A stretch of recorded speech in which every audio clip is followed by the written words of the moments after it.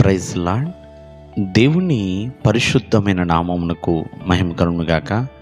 ప్రభు నామమున మీ అందరికీ హృదయపూర్వక వందనాలు. ఈ ఉదయకాలము దేవుని వాక్యాన్ని విందాం. పేతురు రాసిన మొదటి పత్రిక 4వ అధ్యాయము 13వ వచనము.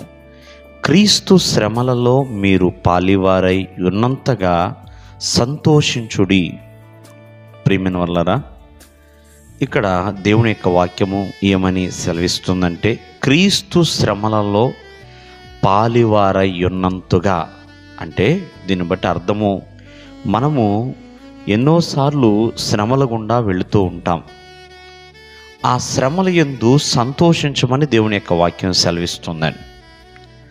ఎందుకంటే మనం ఎప్పుడైతే శ్రమలు పాలవుతున్నామో ఆ శ్రమలలో మనం ఎలా సంతోషించాలంటే, క్రీస్తు కూడా మన కొరకు శ్రమ పడ్డాడు కదండి.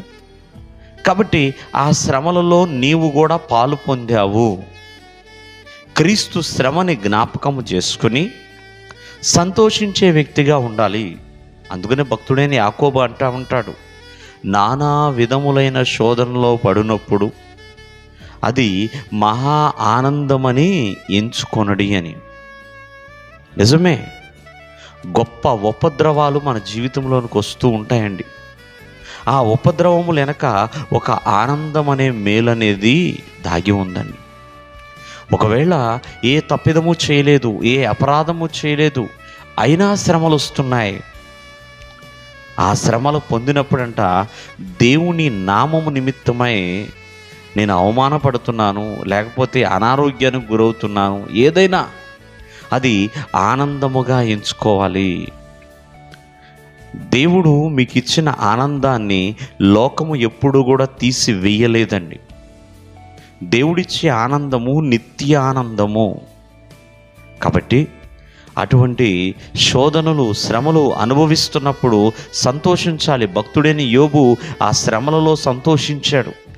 భక్తుడైన యోసేపు శ్రమలలో సంతోషించాడు. భక్తుడైన దానియేలు శ్రమలలో సంతోషించాడు. ప్రియమైన వాళ్ళారా, ఇలా ఎంతోమంది శ్రమలలో సంతోషించారు కాబట్టే వాళ్ళు దీవించబడ్డారు, మేలు పొందుకున్నారు. ప్రియమైన వాళ్ళారా, అంతేకాకుండా వారు శ్రమలను జయించి విజయాన్ని చూడగలిగారు. వారు ధన్యులుగా కూడా మార్చబడ్డారు. కావున శ్రమయందు దుఃఖించటం మానేసి సంతోషించే వారిగా ఉండాలి. దేవుడు మిమ్మల్ని ఆశీర్వదించును గాక. ఆమేన్.